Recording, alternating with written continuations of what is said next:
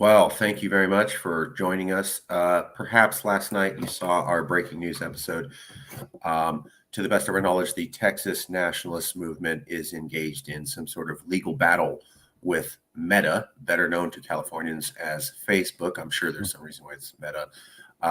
We're covering that right now. We found out about this 2 days ago. We were asked to not tell anybody. We did a show on it last night. That's a very popular show. We got it mostly right, and with us to help get us 100% correct, because we're always interested in making sure we get the right information to you about any topic related to national force, is Daniel Miller of TEXIT himself to point out what we did get right, what we didn't get right. Hello, sir. Thank you for being here. Hey, thanks, Marcus. How exciting is this? Very, very exciting, but I'm going to do the traditional California marketing. I'm going to make everybody wait 12 more seconds to watch our intro before we get to it. So watch our intro, and we'll be right back with an exclusive interview with Daniel Miller as this news story breaks. We're bringing you fresh information, and we have some surprising videos you probably haven't seen that we freshly uploaded to YouTube, courtesy of TNM. We'll be right back.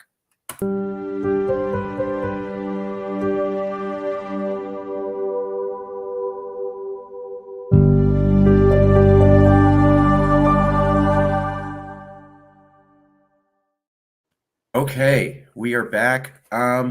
Daniel, in your words, what is going on? What's going on? You saw the video I did yesterday. Right. Thank you for watching that. That was our attempt to try to get the information out.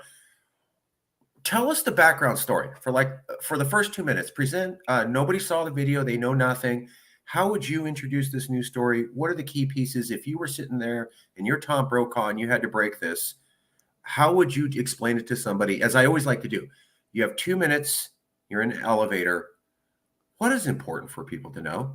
Yeah, I'm not Tom Brokaw. So, but look, there is look, and I appreciate that. Look, there's some backstory that I think everyone that is watching this is, they probably need to understand what the core of this is. Okay, just to understand where this lawsuit came from.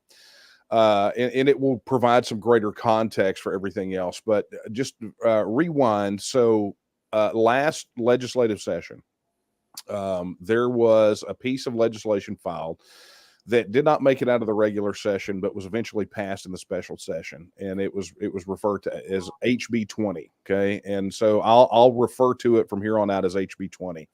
But essentially, what it did was it said that social media companies are effectively common carriers, and they should not engage and cannot engage in viewpoint discrimination. Okay.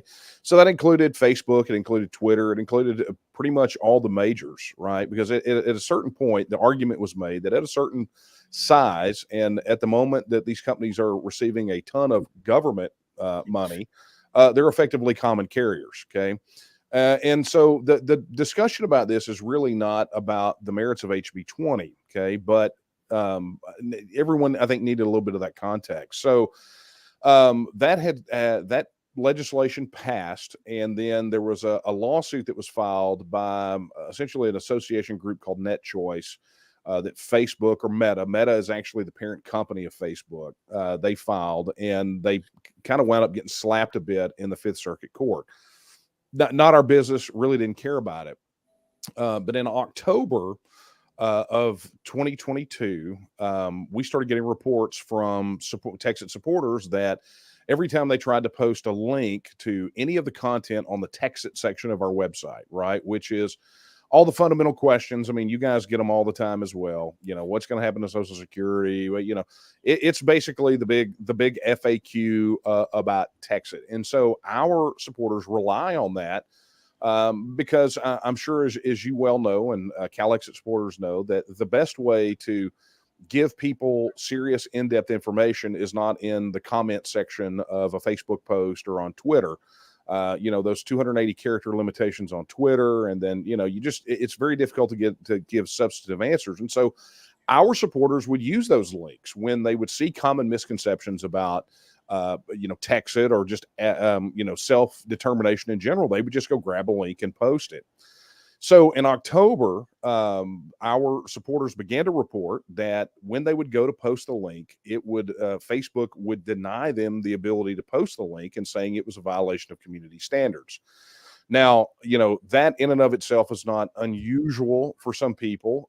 We've seen Facebook glitches before, but we did some investigating, and sure enough, that was the issue. Well, over the subsequent weeks, we found that Facebook was going back through any posts up to 2 years ago that were made in groups or wherever, and removing those posts because of violation of community standards. But they were very specific in saying that they did not allow you to post links to dangerous or harmful organizations or individuals. Well, Marcus, you and I've talked about this. As an organization, we have very carefully cultivated our public perception. We are. If anyone has any questions about our methods or our mission, we have a code of conduct, probably one of the most stringent out there for an organization that engages in political advocacy. And so we've carefully cultivated our reputation, and so Facebook's declaration that we were a dangerous or harmful organization was essentially a slap in the face. So that being said, we connected up with an attorney here in Texas that I met actually while I was campaigning for lieutenant governor, who has been engaged in various suits, but a lot of it around sort of what's happening with social media. And we filed suit at the beginning of November on Meta. And what we essentially allege was that they violated our protections under HB 20. At that moment, Facebook went to work. There was about a month where almost nothing happened because because of the holidays. The judge whose court it was in here in Texas, the state court, was ill, so it kept getting postponed. Then finally, Meta filed what was essentially a motion to transfer. And then from that motion to transfer, they wanted it moved to, they removed it to federal court. Then they wanted it transferred to a federal court in California. So we obviously had to respond to that. But the interesting part about it, and I know we'll get into it here in a moment, is that in that motion to transfer, they took a swipe at our discussion, our posts about Texas being able to withdraw from the union if the voters so choose. And effectively, were attacking the right of self-determination. They were not just attacking us. They were essentially attacking TEXIT. They were attacking New Hampshire. They were attacking Alaska. So, we figured at that point, once they kicked that dog, that was ultimately going to be their fallback position. And so we girded up for battle. And we are getting ready to essentially turn this case. Well, Facebook did it, but we're not going to let it. We're not going to let it ride. This is going to, I think, ultimately wind up being a relitigation of the core issues related to states withdrawing from the union that was allegedly decided by the opposition in Texas versus White. So we're going to have an opportunity to make history here, to throw every argument against the belief that somehow self-determination is a judicial question. And we're going to get to drive a stake into the heart of Texas versus White once and for all. I love it. Like I said, we did a show on this yesterday. Let me show people that a little bit.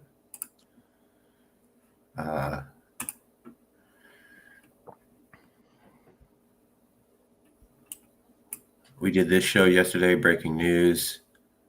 Texas nationalist movement set a trap for Facebook and they fell for it. But today we were going to talk about the proper order. So before we start about what's great, I love this case. I completely agree. I'm a liberal. I know you guys aren't out there, although we love you. But I always felt that, the railroads were private. The telephone lines were private.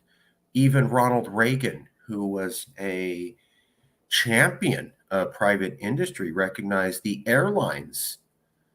Also, all these things were private industries. And at some point, Americans said, you know what, we're way too dependent upon you. And you've essentially become a town square. And because of that, we can regulate you. Even Reagan did that. with the airlines. And so when I see liberals and Democrats today say, we don't need to regulate social media companies because they're private, I'm like, how's that based upon 200 years of American history? Yeah. It's it's interesting because anyone who is really dove off into this, it is I think going to be in tech one of the new battlegrounds, new legal battlegrounds, to come to terms with this, because essentially these companies are claiming an exemption under their whole Section 230 exemption by saying, hey, we're not publishers, we're just platforms, and so they're claiming these federal protections.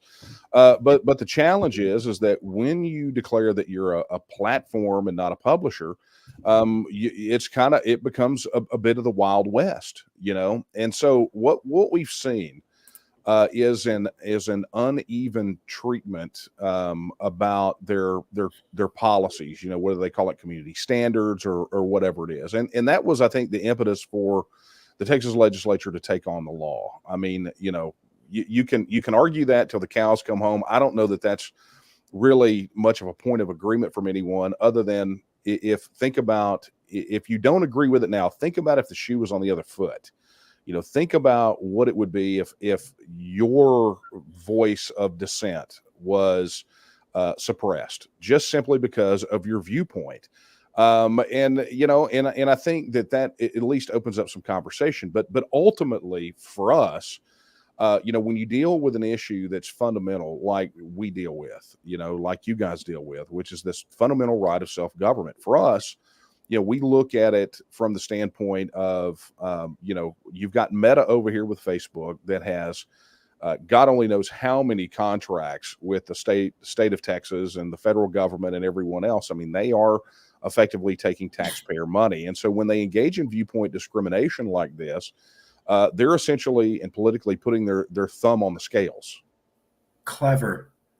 Like Title IX, if you took federal money, you are now entitled to federal regulation. Yeah, and I think that, I think there's an interesting argument there, but look, be that as it may, the law existed. Our suit was the first under this law. This was our first. We were the first organization, and we're doing it not just as TNM and not just as me, but as a class action for any of our folks that attempted to post that link. So we're engaged in what is not just a fight over, I guess, freedom of speech, but really where this is going is where we anticipated it would go, which is over the fundamental right of self-government. You've got Meta declaring that this discussion is unconstitutional. They clearly cite Texas versus White. And so they're saying, regardless of what the law says, they were well within their rights to suppress TEXIT content because of that ridiculous ruling in 1868 from Salmon P. Chase. So it's giving us a tremendous opportunity to just rip this lid wide open. Let's rip the Band-Aid off.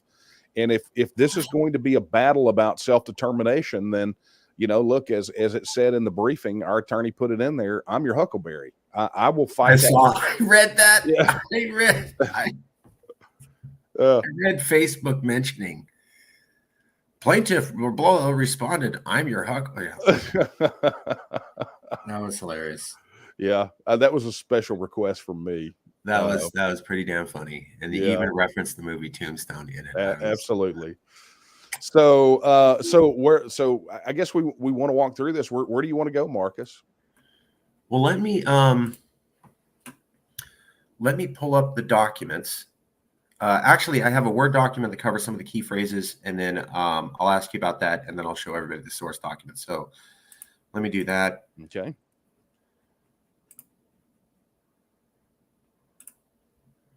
Can you see that? Should be a Word document. I can, and if you'll permit me, I'll put it over here on a screen that's a little bit larger for me to see it. Yeah. So I know I got it in the wrong order. So the Meta's motion to transfer was first. Is that right? Yeah. Okay. So let's tackle that right out of the gate. So what they did, so, and this is for anyone who wants to get wonkish about this, Facebook's terms of service have what's called a forum selection clause. They essentially say that any cause of, when you use Facebook, they say that in their terms of service, that any cause of action filed against Facebook because of those terms of service must be heard in a federal court in California. So, the first thing that they did was immediately removed it from state court to federal court, right? Which, we're going to file a motion on that to get it remanded back to state court. But then they immediately filed a motion to transfer. So they want to get it from the federal court into, so the motion to remove it, or the removal to federal court, put it in a federal court, but still here in Texas. And so they want to utilize their forum selection clause to get it moved to California. Now, since you and I last spoke over the weekend, the Texas Attorney General actually filed an amicus in this case this morning, essentially shooting down Meta's argument that it should be transferred. So, the likelihood is it's going to be here in Texas. I think the ultimate thing that will be determined is whether it's going to be in a federal court or state court. And even the AG made the arguments that it should really be in a state court. So we'll have a motion to remand coming pretty soon. Okay. So this is Meta's motion to dismiss. Should be on the screen. Yeah. So I tell you what, go back to the previous document, because I want to make it super clear for everyone where this came about, where they kind of kicked the dog. So if you go Meta's down, motion to transfer or plaintiff's response. Nope, motion to transfer. That's the one. So if you scroll down and you get down to sort of their first paragraph is when you see where they indicate, and you highlighted this on your live stream yesterday. Yeah. Plaintiffs wish to compel. Okay, so it says in promoting secession from the union. In an ordinary case, the court can simply reject this law-defying request by dismissing the petition. Right. So that was our first indication that they were going to take the content, right, the links about TEXIT, the discussion about TEXIT, and make that their fallback position to try to have the case dismissed. Okay.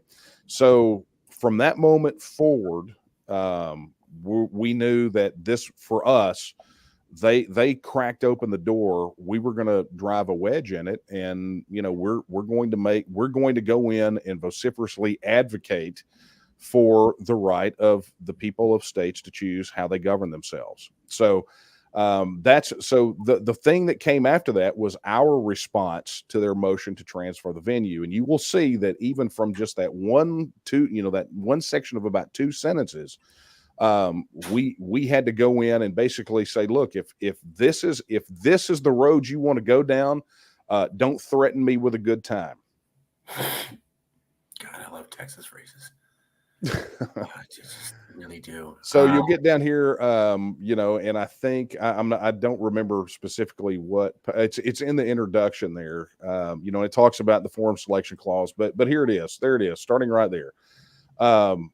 You go right back up where it talks about we essentially respond back and say, look, Meta, if you intend to make the legality of Texas right to our preservation of Republican form of government, aka, that's an excerpt from Article 1, Section 2 of the Texas Constitution.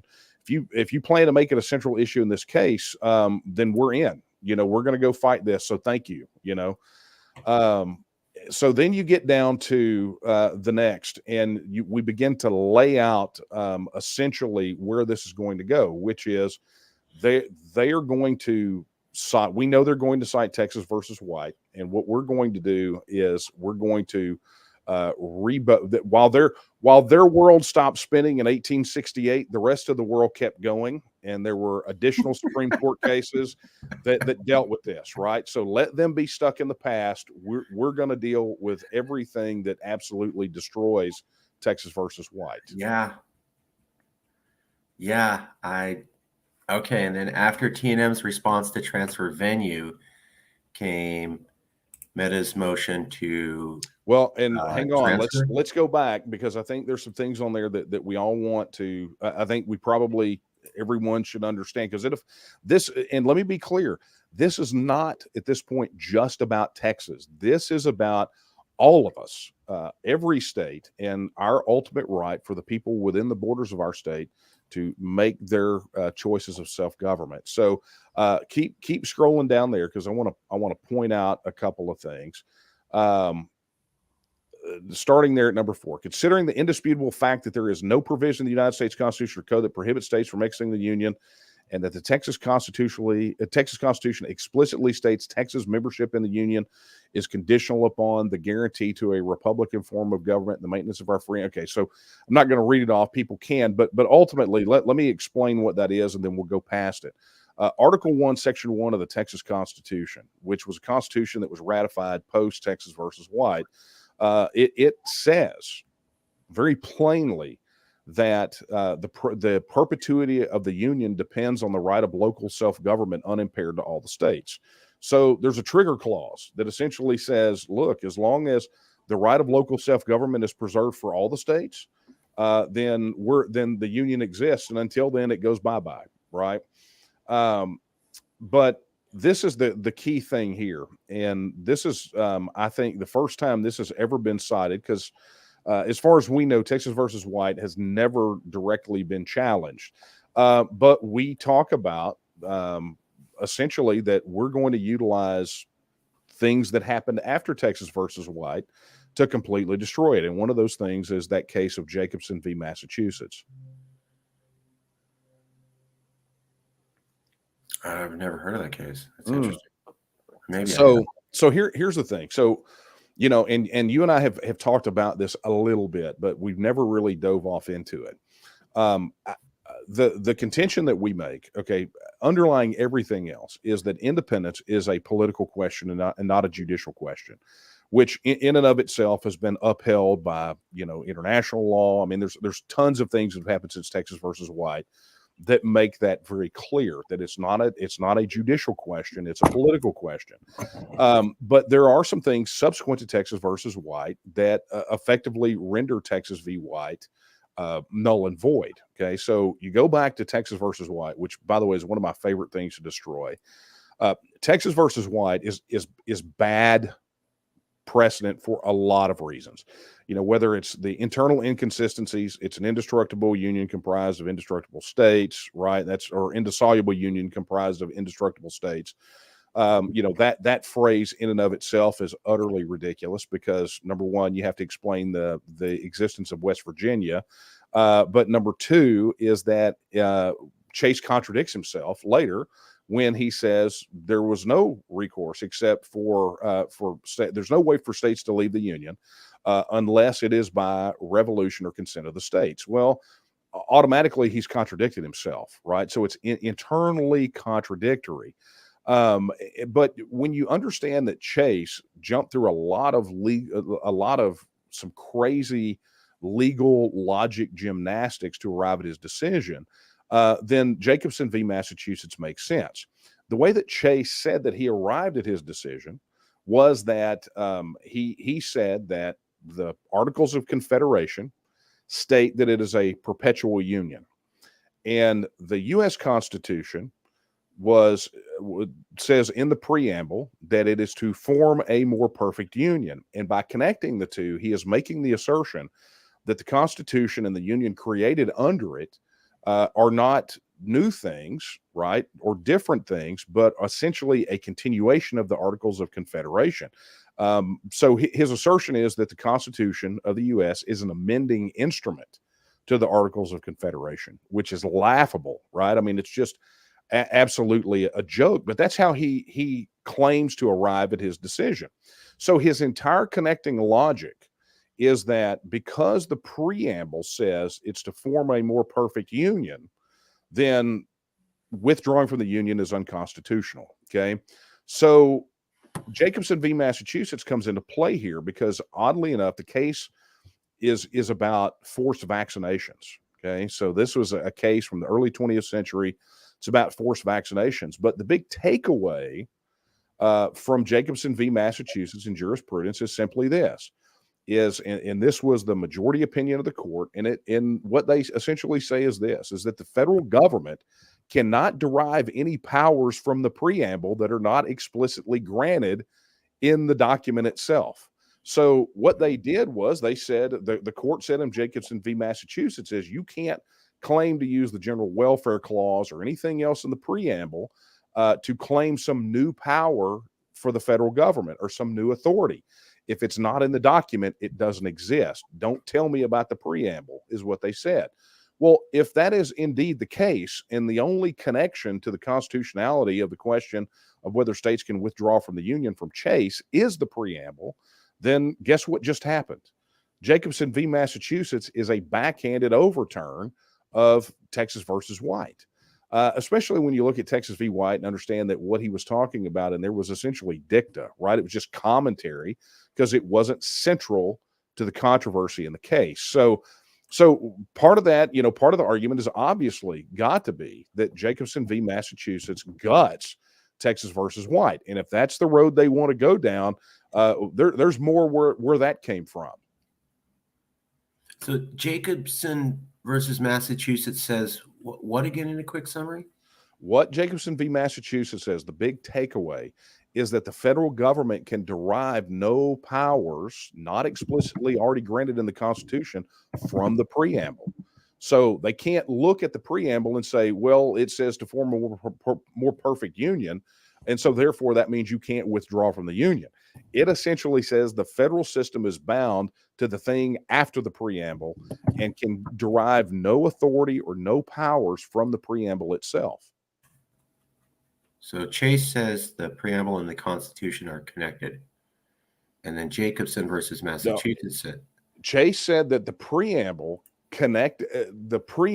served as a connection to the Articles of Confederation and the Statement of Perpetual Union. So his assertion is that the Constitution is merely an amending instrument of the Articles of Confederation, which is not true.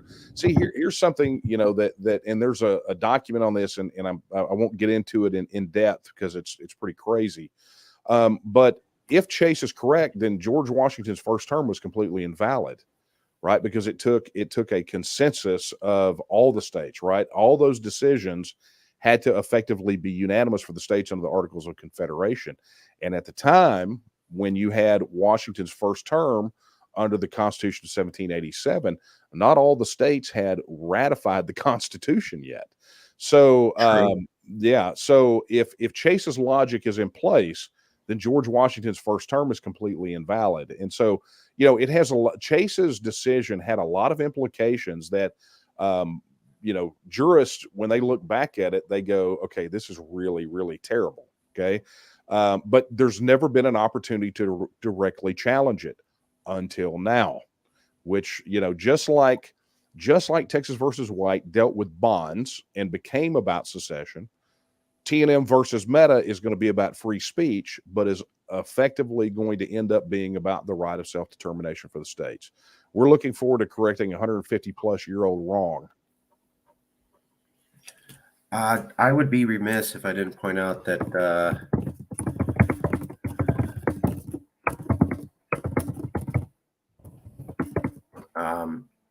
our CEO, Jason Wright, constantly brings up there's this thing called the UN Declaration. Mm-hmm. And there's a country called the United States of America. And it signed that declaration, which means it signed a treaty. And multiple Supreme Court cases have said treaties supersede the laws of the land. So that you can Missouri v. Holland, Yeah, well done. Yeah.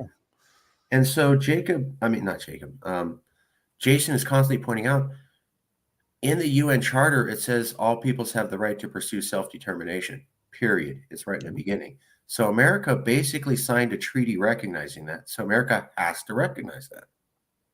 Well, look, you will see, and I'll tell you, just to read the tea leaves here, as this progresses, you're going to see a lot of people covering themselves in sackcloth and ashes and saying that 600,000 lives were lost in the Civil War to settle this, and it was settled in the case of, Grant versus Lee at the Appomattox courthouse. They will say those things, but what they ignore is the fact that literally millions of lives have been lost since then for the preservation of the right of self-determination.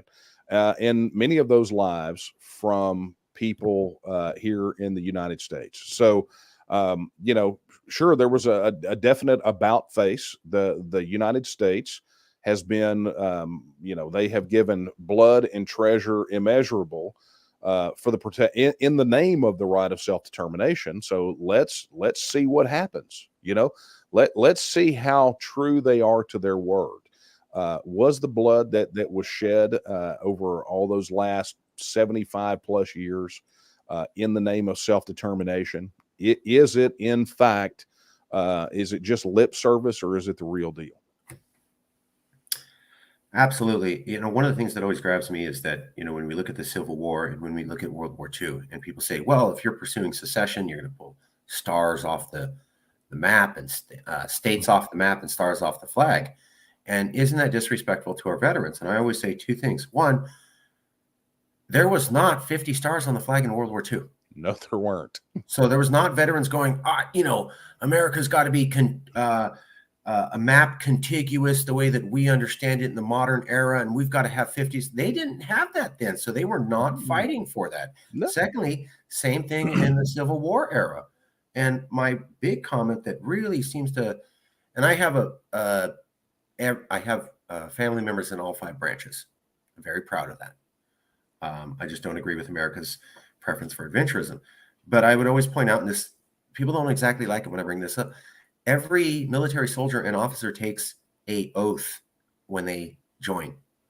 And it says to uphold the Constitution, not to fight for the territorial contiguity of the United States or 50 stars on the flag.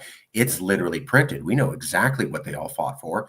And that thing goes back 150 years. So I love it when people interpret what veterans fought for, when we literally have a printed statement of exactly what they pledged to be fighting for, which says supporting the Constitution and nothing else. Yeah, look, and I would challenge anyone who wants to debate that to pluck any of the 40% of TNM registered supporters that are prior service military and have that conversation with them.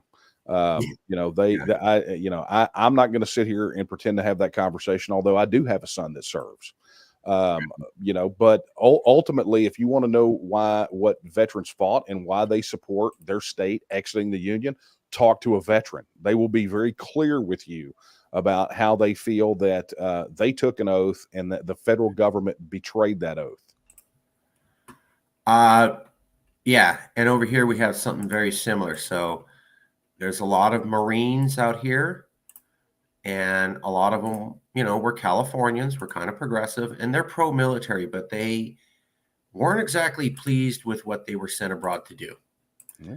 And they didn't exactly see how the Iraq war or a 20-year Afghanistan war made us any more safe. And technically, the Pentagon completely agrees with them. So, are they out of line going, hey, why are we sent to go fight these wars that you guys admit later on were completely worthless and of no value?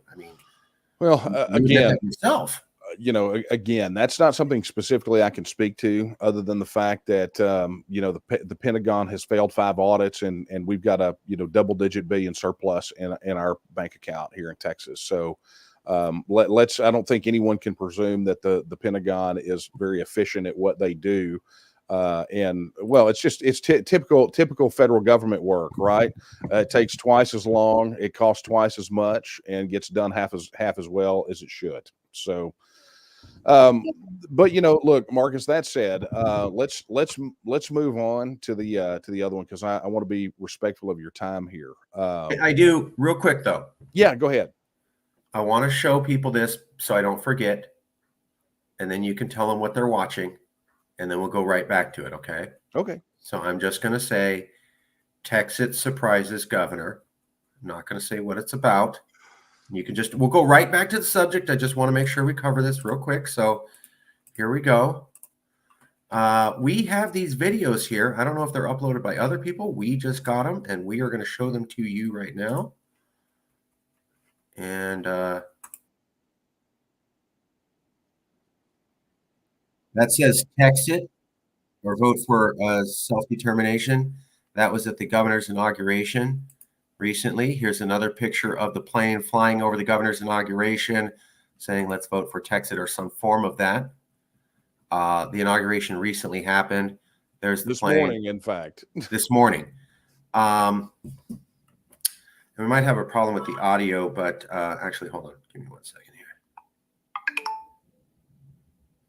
So I'm going to play the audio here.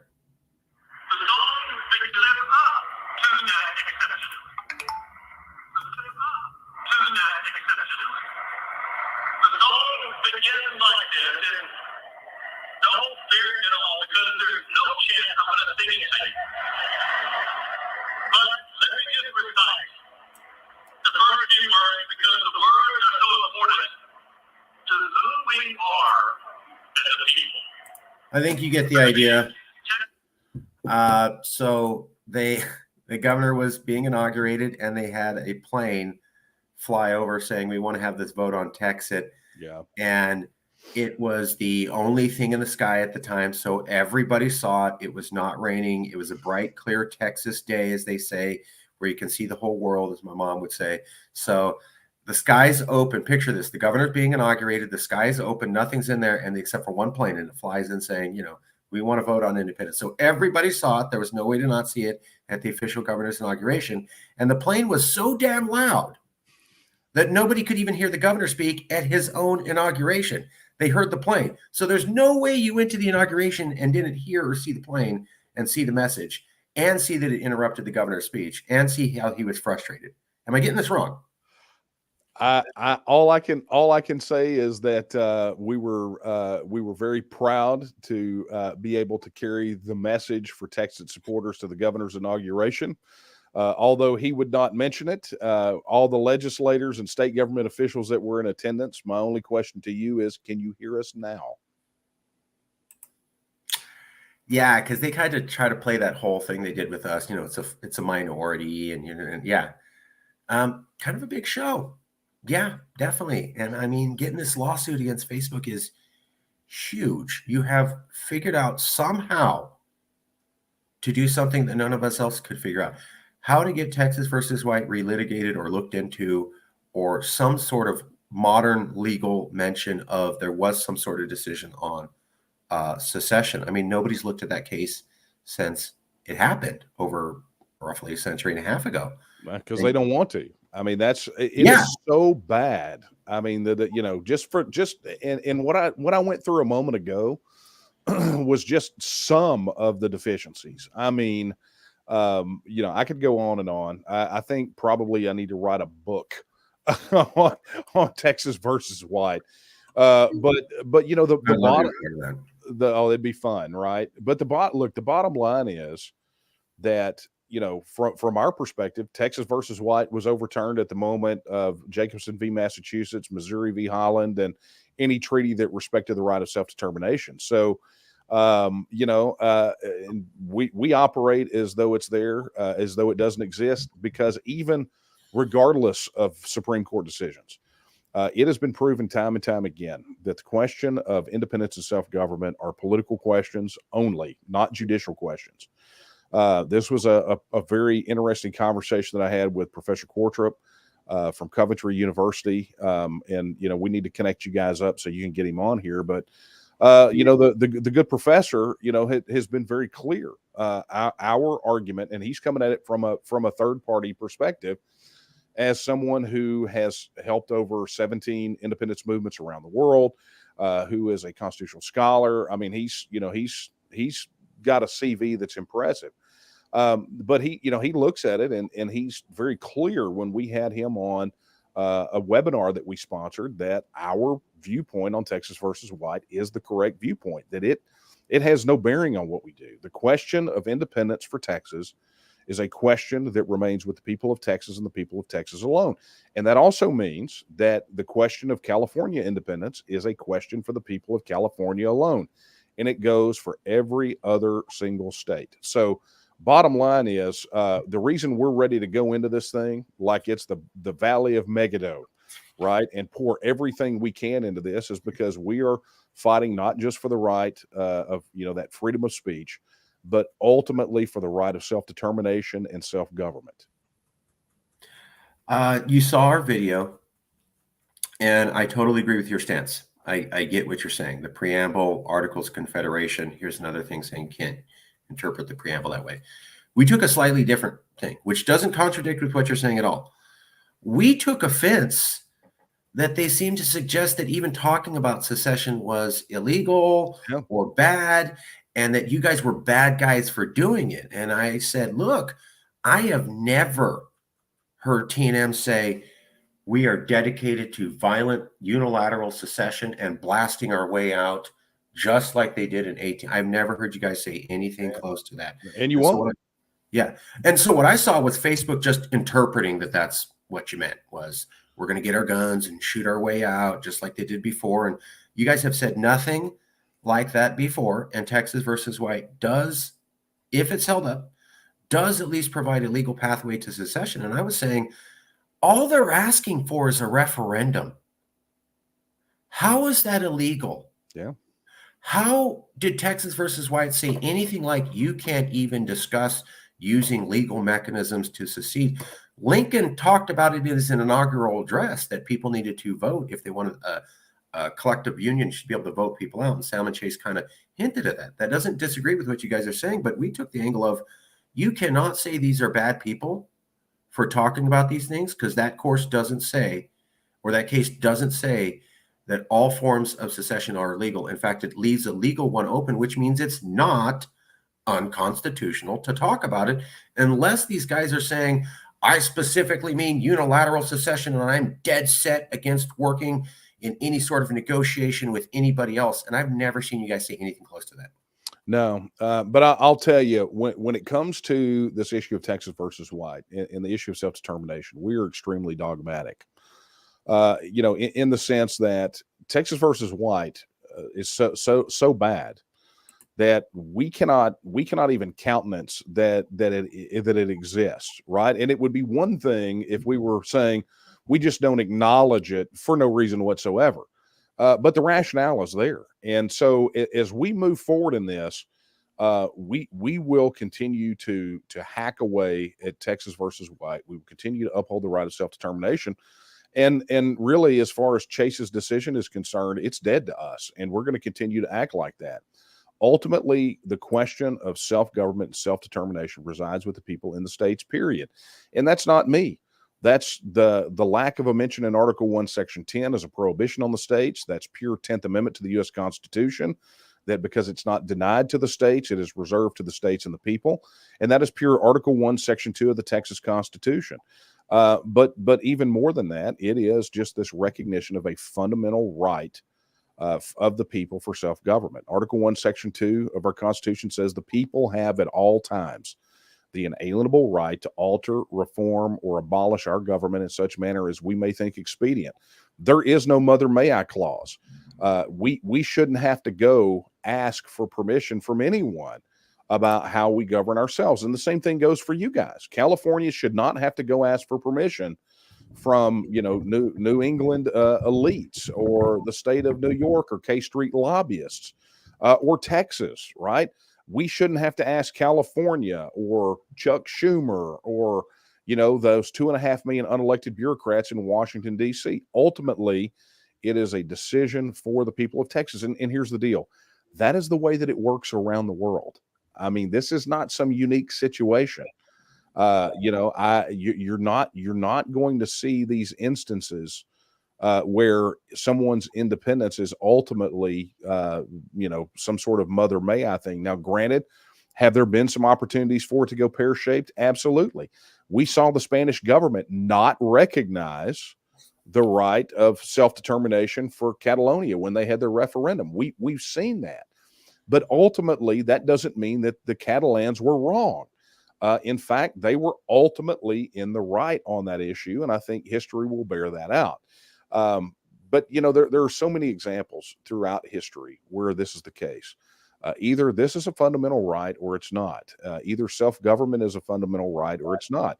And the fact of the matter is that our independence, your independence, every state's independence or potential for independence depends on how we fight this fight that's in front of us right now. And where we are, I intend to take this thing all the way to wherever it goes and ultimately drive a stake in the heart of Texas versus White and destroy it once and for all. So I love it. And just so that you know, this goes back to our separate things, right? Like when we met the first time a couple of years ago, we love Texas versus white, and you guys are like, we're kind of moving away from it. And I really think we're both right, and it's part about our domestic climates. In California, if we go, we have an inherent right to leave. I mean, oh my God, we're fighting an uphill battle. Your people are aware of this. Remember, I was talking about how there's an education level and awareness of Texans and Californians. Hey, I'm not criticizing Californians. If we were talking about tofu, we'd have you guys left in the dust, right? We could talk about it all the time. And they're like, what have we done? Like, oh, those Texans are so ignorant on tofu. But it's kind of the same thing with the understanding of self-rights and states' rights and stuff, that we don't have that educated populace here. What we do have is people who are litigious. And so when I go to them and go, there's a Supreme Court case and it says it's legal, they kind of shut up and just accept that we can talk about secession. So I'm not disagreeing. I'm just saying different strategies for different types of fish, different hooks for different fishing. Yeah, and I think that's I think and I understand where you're coming from. I mean, I don't have look, I don't have an opposition to that, other than the fact that from as we go into the judicial realm and start arguing this, we're obviously going to have to look at this as it is a fundamental right. So on one end, from a political standpoint, you could say that, look, we want to make this happen. But I will tell you, Marcus, and this is just my opinion, and it may be skewed by what what we're doing here and the experiences that we're having here, but it's probably not. Simply because of what we talked about with Professor Quartrip a while ago, in his work with all of these independence movements. Until you can bring that feeling of pride and oneness, and it's a national feeling, right? That national sentiment. Then it will be an uphill battle, because you're going to have toe dippers, people that are kind of in and out. And we suffered through that through the first 10 years of what we were doing here with the TNM. People that were really unsure. And a lot of that is about empowerment, right? The fact that people feel sort of powerless in the face of these tendrils that the federal government has wound in all of our states. And so, it is a bit of toe dippers, fence sitters. Thank you for showing the differences. We have the same. We call them fence sitters. I don't know if I want to get in. I just want to watch, or maybe I'll go back into my yard. Yeah, fence sitters are the ones who get splinters in their butts. I mean, the other term we say is the only thing in the middle of the road are yellow stripes and dead armadillos, right? So look. At the end of the day, when it comes to this lawsuit, I reached out to you. I reached out to Elliot at FNHI in New Hampshire, and I'm sure we're going to have others. This is an opportunity for, I think, all of us to work together on this, because it is a bit of a common foe that we face. And this lawsuit has opened the door, I think, for all of our independence movements to chime in and just express how we feel, not just politically, but from a judicial standpoint, about the right of self-determination and how much we ultimately cherish it. Just showing everybody a little bit on Elliot Axelman. This is the other person we're working with out of New Hampshire. Elliot just got married and had a kid. Not married, but he just had a kid. So congratulations. But yeah, absolutely. And I think it's not lost on me. And people ask me, like, why do you do this? Right? This is such a long shot. And I go, yeah, but look at the trajectory. Okay. For us in California, it was, when I started writing the book, you could not say California's a nation without being laughed at. Now our governors say it. All of our elected officials say it. Nobody bats an eye. That's progress in a certain direction that everybody said we wouldn't go. I see the same thing with the regular discussion. So we have not had a senator and a House member talk about secession since the 1860s. And now in the last 2 years, we have with Marjorie Taylor Greene and Ted Cruz. That's a historical fact. Mm-hmm. Secondly, we had New Hampshire, and they tried to propose independence, and their government tried to lock them up or pursue criminal charges or something, because they said that what you're doing, talking about secession, is sedition or treason. They tried to get them knocked off the ballot when they ran for re-election. Yeah, and they tried to do it with something like what you're saying is sedition or treason, right? And it got knocked out of court. And I'm thinking, when's the last time we've had courts Yeah. adjudicate, can you talk about secession? And when's the last time we've had sitting members of Congress talk about secession? It isn't since 1865. That's a historical fact. So we have things popping up now. You got to go back a century and a half to find the last time we were screwing around with this. I don't find that a coincidence. Well, look, it's a it's a healthy discussion to have, right? I mean, this is the discussion everyone needs to have. Is that, you know, whether or not they're being served by the political system that they're in, the governmental system that they're in. I mean, it's just that is a conversation that people can have, and they can say that what happens every 2 years or 4 years is that conversation, but not when, you know, your options are, well, here you can vote for Joe Jackson or Johnson, you know, John Jackson or Jack That's Johnson. right. Yes, I remember that episode. Yeah, you remember that. And Yeah, so, Futurama. you know, if it's really two sides of the same coin, and people could argue, well, you know, you've got third parties out there, but what we're not talking about is partisan politics. What we are ultimately talking about is a fundamental right for states to govern themselves, a re-examination of our state's relationship in the federal system. I think you would be hard pressed to find anyone who believes that the federal system is working. It's not. I mean, it's, you know, you can't look, you know, and you've heard me say it before. I ask the question all the time. If your state was already a self-governing independent nation, and instead of talking about exiting, you were talking about whether or not your state should join, would you give up your sovereignty and control, knowing everything that you know about Washington, D.C.? Would you vote to join today? And I'm going to tell you, I go from packed house to packed house to packed house all over Texas. I always ask that question, and I can't find anyone who would join the union with a hunting dog and a Ouija board. You can't find them.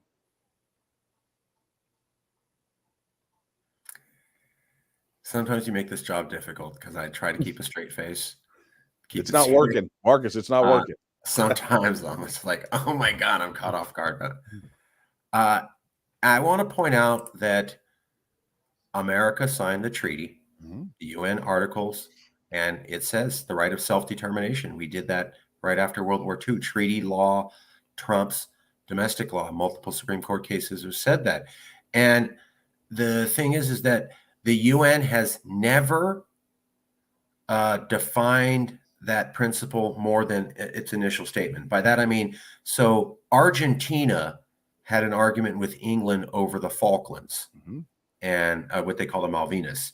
And Argentina and a couple other countries specifically approached the UN and said, we want you to start putting definitions in here on who self-determination applies to and who it doesn't. And other countries have asked since the last 3 decades, and the United Nations has completely refused to redefine the term so that it's limiting. Over 3 decades, won't do it. Yeah.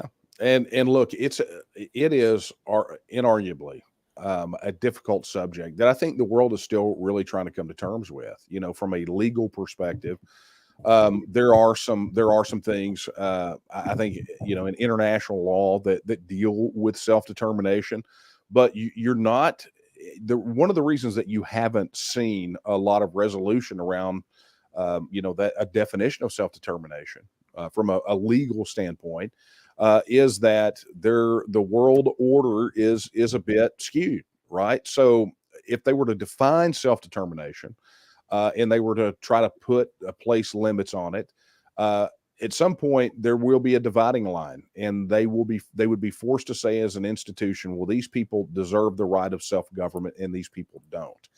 And that is not ultimately a road they want to go down, because that's not the practicality. It's not the way that the world works. If you want the right of self-government, if you want to exercise that right, it is an inalienable right. You were born with it. And that right can't be superseded by any man or any body of men, any institution. It just is a fundamental right. You know, if the UN came out tomorrow and said, well, freedom of speech is this, you know, and gave some limiting definition, I think everyone here would just absolutely lose their minds, and rightly they should, because it is a fundamental right. I completely agree. And our guy Jason is always saying that here, Jason, right? I know you got to go. I know you're a very busy man. We're going to be trying to interview a few lawyers about this. I understand that currently we don't know if the case is going to be tried in a California federal court or a Texas federal court. And we're at the current stage where there's a legal battle to figure out where it's going to go. Am I getting that right? Is there other details? Yeah, I mean that is a matter that is pending before the court.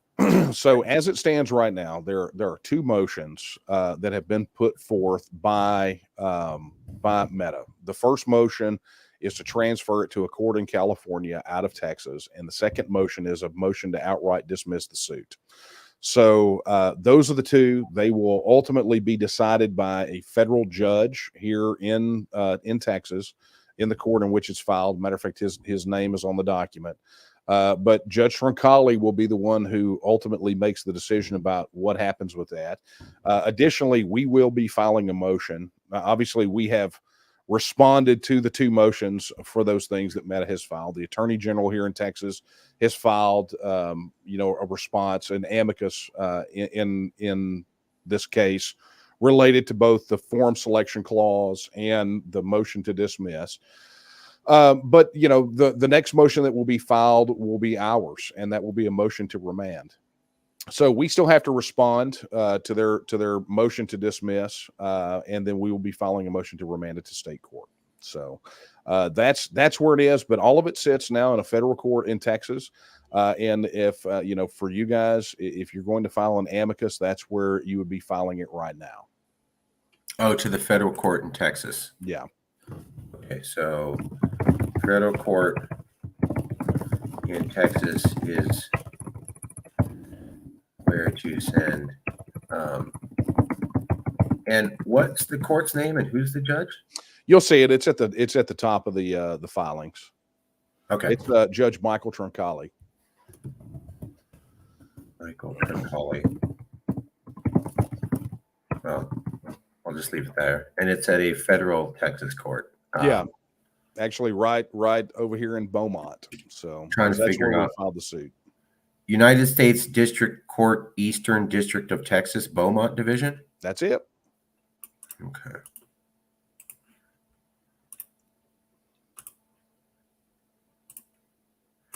Okay, so it's at a federal court in Texas, and you would want to send the amicus if you want to get involved to the judge, Michael Trevino. I'm not going to mess up his name.